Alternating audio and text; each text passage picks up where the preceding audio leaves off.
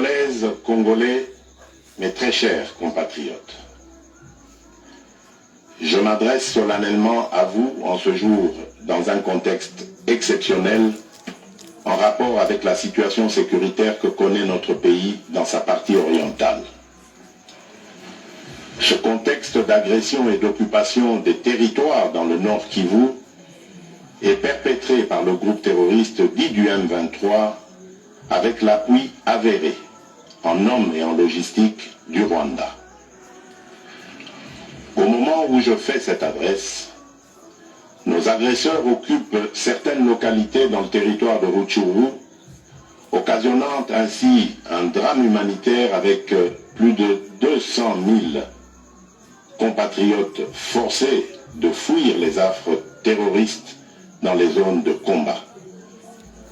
Ils se retrouvent en dehors de chez eux, sans logis, sans nourriture et sans soins. Des instructions précises ont été données au gouvernement pour leur rassemblement et leur prise en charge. Au-delà de ces efforts, j'en appelle à un élan général de solidarité pour alléger leur fardeau. Certes, cette situation n'est pas nouvelle. En effet, depuis plusieurs décennies, des groupes armés nationaux et étrangers écument l'est de notre pays en y commettant des atrocités innombrables sur fond d'exploitation illégale de nos ressources naturelles.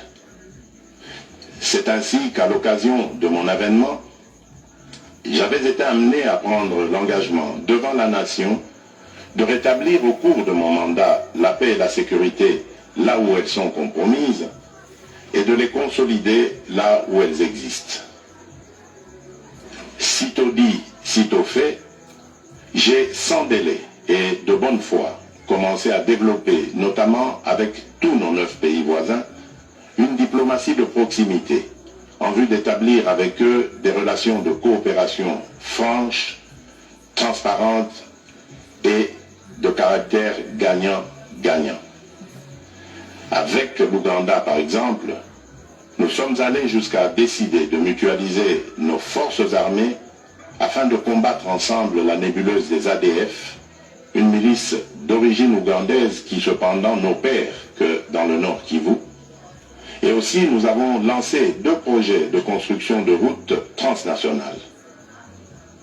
Avec le Rwanda, un mémorandum d'entente a été signé dans le commerce de l'or avec une entreprise nationale.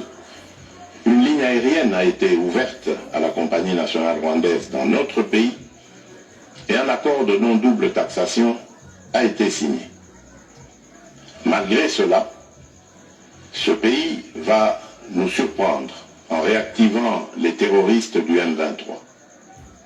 Alors qu'il avait été défait par les armes en 2013, le M23 va refaire surface en prenant notre armée à court, notamment à Bunagana, cité qu'il occupe depuis le 13 juin 2022. En effet, sous la fallacieuse accusation de soutien des FRDC au FDLR, le Rwanda a en réalité des velléités expansionnistes, avec comme intérêt principal l'appropriation de nos minerais, et pour ce faire, il s'active à déstabiliser l'Est du Congo pour créer une zone de non-droit en vue d'assouvir ses appétits criminels. Pour faire face à cette situation, 2 options s'offraient à nous, la diplomatie ou la guerre. J'ai résolu de privilégier la première option, quitte à en venir à la seconde, faute de résultats. L'option diplomatique a donc été mise en œuvre. C'est ici l'occasion pour nous de rappeler que notre attachement à la recherche de la paix par des voies pacifiques n'est aucunement un signe de faiblesse, moins encore un aveu d'une incapacité de notre pays à s'inscrire dans une logique de guerre totale contre tous ceux qui continuent à abuser de notre patience, mais plutôt une expression de notre culture de paix et de notre identité légendaire de peuple hospitalier. C'est ainsi que dès le 20 juin 2022, j'ai pris part aux travaux du 3e conclave des chefs d'État membres de la communauté d'Afrique de l'Est à Nairobi, au Kenya, qui avait comme agenda l'examen de la situation sécuritaire dans l'Est de notre pays. À l'issue de ce forum, les dirigeants des pays membres de la communauté d'Afrique de l'Est sont tombés d'accord sur le déploiement d'une force régionale pour imposer la paix dans l'Est de la République démocratique du Congo. Le sommet a appelé à une cessation immédiate de toutes les hostilités à l'Est de notre pays et a demandé à tous les groupes armés, tant étrangers que locaux, à déposer les armes immédiatement et sans condition et à s'engager dans le processus politique. Le 6 juillet 2022, j'ai accepté de rencontrer à nouveau le président du Rwanda, cette fois à Luanda, sous l'égide du président Joao Lourenço, sous couvert de la conférence internationale des régions des Grands Lacs africains, la CIRGL.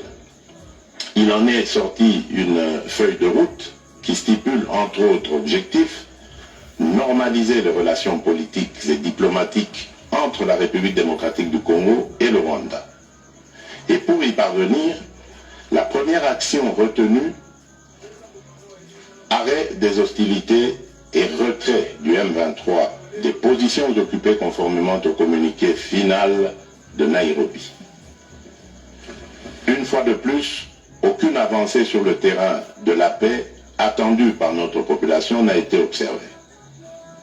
La dernière activité diplomatique en date a été la rencontre avec le président Paul Kagame autour du président français Emmanuel Macron et à l'initiative de ce dernier en marge de l'Assemblée générale des Nations unies à New York.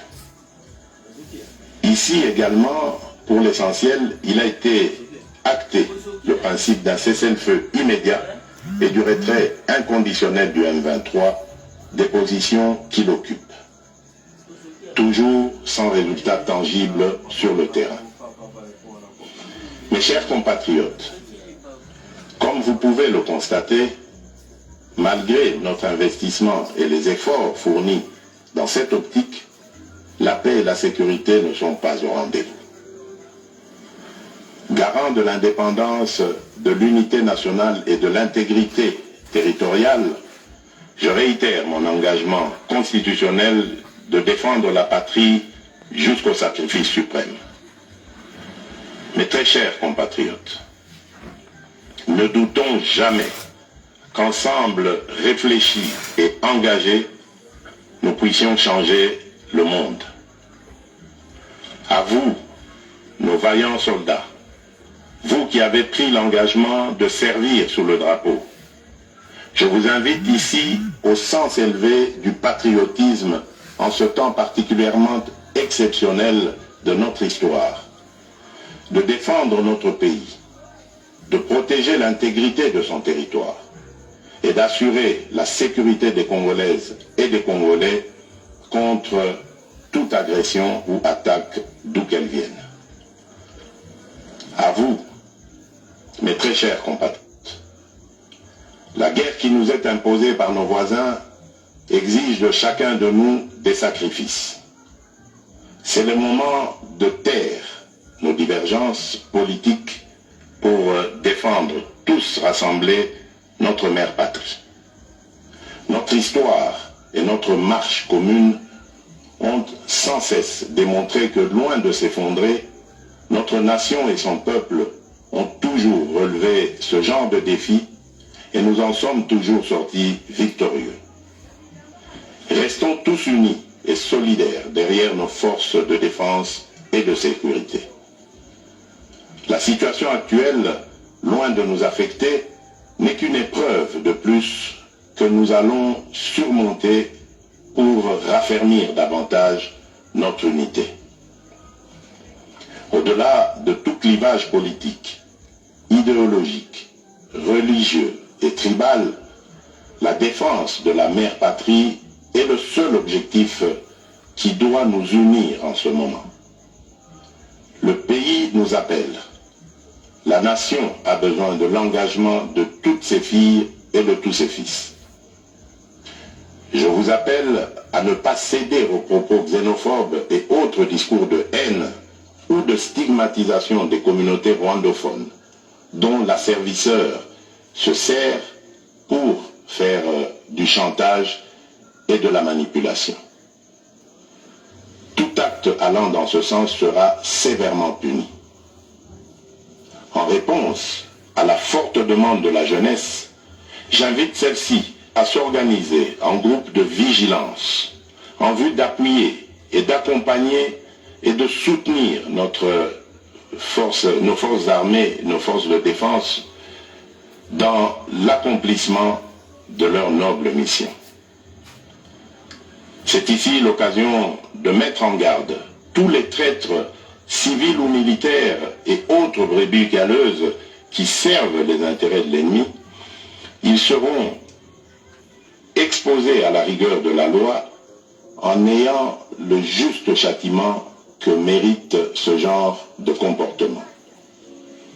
En outre, tout en renouvelant mon appel lancé à nos jeunes qui en ont la vocation de s'enrôler massivement dans nos forces armées.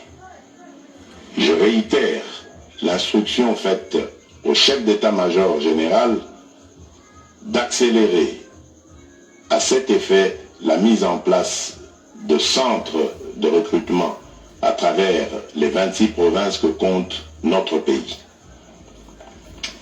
Chers compatriotes, nous devons ensemble avoir conscience que nul autre que nous-mêmes ne viendra sauver notre nation et que cela exige de chacun de nous une mobilisation tous azimuts. Que Dieu bénisse la République démocratique du Congo. Je vous remercie.